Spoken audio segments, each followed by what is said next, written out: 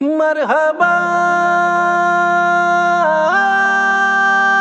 مرحبا نرم لہجہ حضور پاک صلی اللہ تعالی علیہ وسلم کے فرامین میں سے ہے۔ ایک بات بڑی بغداد مقدسہ میں نے ایک ولی پاک کی زیارت کی، ان کے آستانے پر بھی میں ابھی بیان کیا تھا۔ حضرت بہلول دانا مجذوب بزرگ تھے اور بغداد کی گلیوں میں کہیں پر بھی بیٹھ جاتے تھے، اور جو جانکار سے وہ سمجھتے تھے اللہ والا بندہ ہے۔ مجذوب کس کو کہتے ہیں؟ جس کی یاد الہی میں عقل فنا ہو گئی، ختم ہو گئی، اللہ کے ذکر میں اور اللہ کی یاد میں اپنے آپ کو فنا کر دیا ہے، اس کے اوپر شریعت کا قلم نہیں۔ ظاہر سی بات ہے شریعت کے سارے احکام اس پر ہے جس کی عقل سلامت ہے۔ عاقل ہو، بالغ ہو تو نماز فرض ہے نا، عقل ہی نہیں ہے تو وہ مجذوب ان اولیاء کو کہتے ہیں۔ لیکن ان کے بارے میں حدیث میں ہے، اللہ کے نبی نے فرمایا وہ ایسے بندے ہیں کہ اگر اللہ کو قسم دے دے کسی بات کی، اللہ ان کی قسم پوری کرتا ہے۔ وہ بہلول دانا بیٹھے ہوئے تھے، بغداد کا ایک مشہور تاجر تھا، لیکن خستہ حال تھا، بہت نقصان اٹھا چکا تھا، خسارے میں چل رہا تھا، بزنس پورا لاس میں، اور وہ پریشان حال بہلول دانا کے پاس آیا، گڑ گڑایا، کہا کہ حضور مجھے بچا لیں، رحم کر لیں، میں تاجر ہوں، لٹ گیا ہوں، لاس میں ہوں، کچھ آپ فرما دیں، میں کیسے اس بھور سے نکلوں؟ بہلول دانا نے دیکھا، کہا ٹھیک ہے کچھ پیسے بچے ہیں؟ کہا ہاں ہے، وہ بس اتنا سرمایہ ہے کہ مال لیتا ہوں پھر بیچ دیتا ہوں، نفع نہیں ہوتا۔ بہلول دانا نے کہا ایک کام کر، کالا کپڑا جتنا ملتا ہے سب خرید لے، پورے شہر سے کالا کپڑا جہاں جہاں مل جائے سب لے کر سٹاک کر لے۔ کہا جی حضور آپ نے جیسا فرمایا۔ گیا، جتنا سرمایہ تھا سب لگا دیا، کالا کپڑا خرید کر ایک جگہ سٹاک کر دیا۔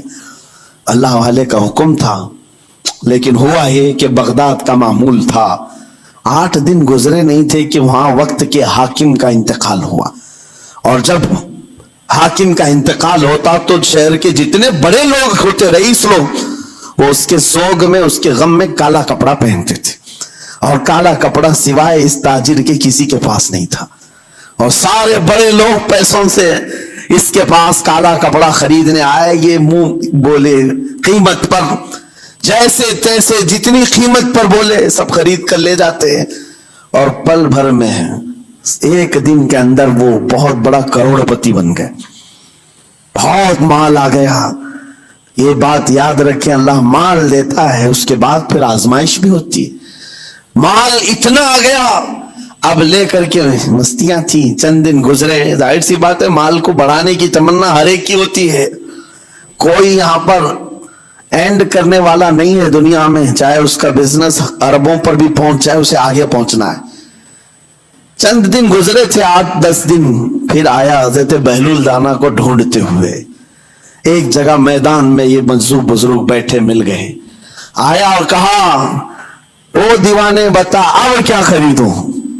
پیسہ بہت ہے ابھی میرے پاس، بتا دیوانے اب کیا خریدوں؟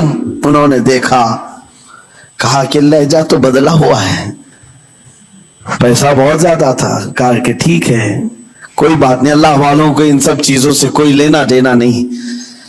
آپ نے کہا مال جتنا ہے تیرے پاس سب لے کر کے خربوز خرید لے، تربوز خرید لے، جس کو کلنگڑ کہتے ہیں، تربوز پورے خرید لے۔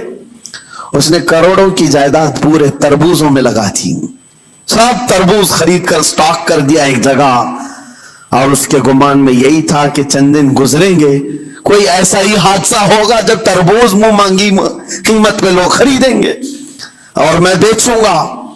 پورا مال تربوز میں لگایا، 2 دن 4 دن 6 دن 8 دن گزرے، کوئی حادثہ نہیں۔ ادھر تو تربوز سڑنے لگ گئے، وہ تو زیادہ دن سٹاک نہیں کیے جا سکتے، سڑن شروع ہو گئی۔ پھر تھوڑے دنوں کے بعد پورے کے پورے سڑ گئے، کروڑوں کا مال تربوز میں سڑ کے چلا گیا۔ وہ بیچ بھی نہیں سکا، کچھ نہیں کر سکا، واپس چیختا چلاتا اسی حالت میں آیا، پہلے سے بھی زیادہ بدتر حالت میں آ گیا ہوں۔ دوڑتے ہوئے آیا، حضرت بہلول دانا کو ڈھونڈتے ہوئے، کہاں ہیں؟ वो उसी जगह बैठे हुए मट्टी में बैठे रहते थे। करीब आया और कहने लगा कि आपने मेरे साथ ऐसा क्यों किया बहलुल? बहलुल दाना ने कहा क्या हुआ? कहा मैं तो लुट गया, तरबूज में पैसे लगाए आपकी वजह से और पूरे सड़ गए। बहलुल दाना ने कहा मैंने तो कुछ नहीं किया, पहले तो तुझे नफा मिला था वो तेरे लहजे की वजह से, अब खसारा हुआ है तेरे लहजे की वजह से। पहले जो आया था बात करने के लिए उस वक्त तेरी तमीज अलग थी, तेरी तहजीब अलग थी, अखलाक अलग थी। गिड़गिड़ा कर कहा था कि मैं लुट गया हूं, आप रहम कर दें। दूसरी बार आकर के क्या कहा? वो दीवाने बता क्या खरीदूं? लहजा बदल गया तो पूरी हैसियत बदल गई। जुबान हमारी ऊंचाई पर भी ले जाती है और नीचे भी ले आती है। इस बात को हमेशा मलहूज रखें कि इस जुबान से बहुत सारे लोग नफा भी उठाते हैं, बहुत सारे लोगों को नुकसान भी होता है। लेकिन साथ में मैं ये बात भी अर्ज करूं, नरम गुफ्तगू करने का आदि हर एक को होना चाहिए। नरम गुफ्तगू करने का आदि हर एक को होना चाहिए, उसकी नेकियों की अलामत है, उसके अखलाक की अलामत है। लेकिन साथ में इमाम शाफी रहमतुल्लाह ताला अलैह ने यह भी फरमाया, चाहे जितनी भी नरम तबीयत हो इंसान की, अल्लाह और उसके रसूल के लिए गैरत होनी चाहिए। अल्लाह उसके रसूल के खिलाफ बात सुने तो फिर नरम लहजे का इस्तेमाल ना करे, फिर वो बुज़दिली कहलाएगी, वो बुज़दिली कहलाएगी। आज मैं एक बात ये भी बता दूं, बहुत सारे लोग ये समझते भी हैं। अभी चंद दिन कबल मैं माररा मुतहरा में बयान किया अखलाक के, औलिया इकराम के मजहब व मसलक पर, और पिछले 15 सालों से मैंने बहुत सारे खिताबात किए हैं अखलाक पर, मुआशरे की बुराइयों पर। लेकिन अभी चूंकि चंद दिनों में जलसे प्रोग्राम बहुत सारे हो गए और अजमत नामों से रिसालत पर ज्यादा गुफ्तगू होने लगी, तो लोगों में एक इमेज अलग बैठी हुई है। और अभी हमने अखलाक हसना पर गुफ्तगू क्या की? 8 दिन पहले एक बुजुर्ग ने मुझसे पूछा, ऐसी भी तकरीर करते हैं आप ऐसी भी तकरीर करते हैं, यानी नरम गुफ्तगू भी करते हैं? मतलब यह है कि हमारी इमेज ऐसी बना कर रखें कि हम हर वक्त चिल्लाते ही रहते हैं, हर वक्त ललकारते ही रहते हैं। मेरे अजीजों, मैं यहां पैगाम देना चाहता हूं, हम कुरान के उस आयत पर अमल करना चाहते हैं जो मौला ने फरमाया, अशिद्दाउ अलल कुफ्फारि रुहमाउ बैनहुम। मोमिनीन की शान है, सहाबा की शान है, वो काफिरों पर सख्त हुआ करते हैं और मोमिनों के लिए नरम दिल हुआ करते हैं। जुबान की नरमी ईमान वालों के लिए है, जुबान की नरमी मोहब्बत मुस्तफा के लिए है, आशिकाने मुस्तफा के लिए है। साथ में जुबान की सख्ती कुफ्फार और मुशरिकीन के लिए है, गुस्ताखाने रसूल के लिए है। और अगर ये चीज नहीं आई तो फिर आप समझ लें नेक उस वक्त नहीं कहलाएगा आदमी। बाज लोगों को ऐसा लगता है नरम बात करना चाहिए, नरम गुफ्तगू, बिल्कुल सही है, यह अखलाक है।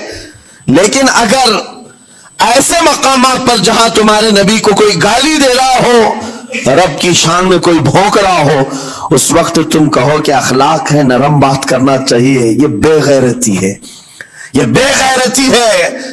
तुम्हारी बीवी को अगर तुम्हारे सामने कोई छू दे और उसके बाद तुम हंस करके उससे कहो ठीक है जाइए साहब, आपको कहा जाएगा बेगैरत आदमी, बेगैरत आदमी है। इंसान को अपनी बीवी, अपनी बेटी, अपनी मां पर भी गैरत होती है, वो सुनता नहीं है, ये पैदाइशी है, फितरत है इंसान की। और मोमिन की शान ये है, सबसे बड़ी गैरत उसके लिए अल्लाह और उसके रसूल के लिए हुआ करती है। अल्लाह और उसके रसूल के लिए मां और बाप को गालियां एक वक्त में बर्दाश्त कर भी ले जाए, लेकिन अल्लाह और उसके रसूल की शान में वह हरगिज बर्दाश्त ना करे।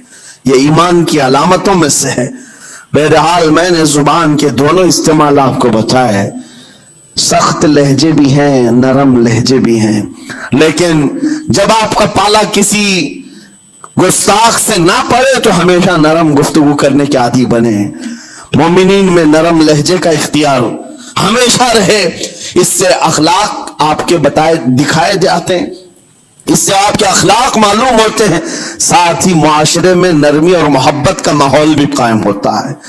डांटने के तरीके भी मैं आपको बताऊं, میرے استاد میرے والد گرامی فرمایا کرتے تھے، حضور حافظ ملت رحمت اللہ علیہ جو الجامعۃ الاشرفیہ مبارک پور کے بانی ہیں اور بڑے محدث جنہوں نے ایک نہیں ہزاروں عالم پیدا کیے، اس ہندوستان کی بات کر رہا ہوں، حافظ ملت رحمت اللہ علیہ پوری بخاری شریف پڑھاتے تھے، تقریباً 40 سال تک انہوں نے پڑھایا بخاری شریف۔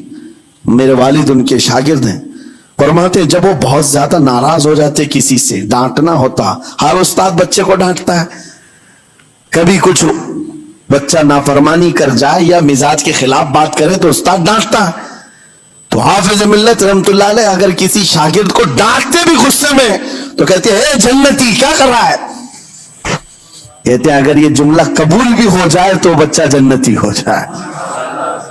لہجے کی یہ استعمالات اولیاء سے سیکھو میرے عزیزو، غصے پر کنٹرول اس وقت تمہارے اخلاق معلوم ہوتے ہیں جب تمہارا غصہ عروج پر ہوتا ہے، اس وقت تمہاری حقیقت لوگوں کے سامنے آتی ہے۔ وہ اپنے شاگردوں کو ڈانٹتے بھی تو جنتی کہہ کر ڈانٹتے ہیں، یعنی کوئی گالی نہیں ہے، کوئی برے کلمے نہیں ہیں، بلکہ ایسا جملہ ہے کہ اگر قبول بھی ہو گیا استاد کی زبان سے، اس کی تو زندگی وصول ہوگی، اس کا بیڑا پار ہو گیا۔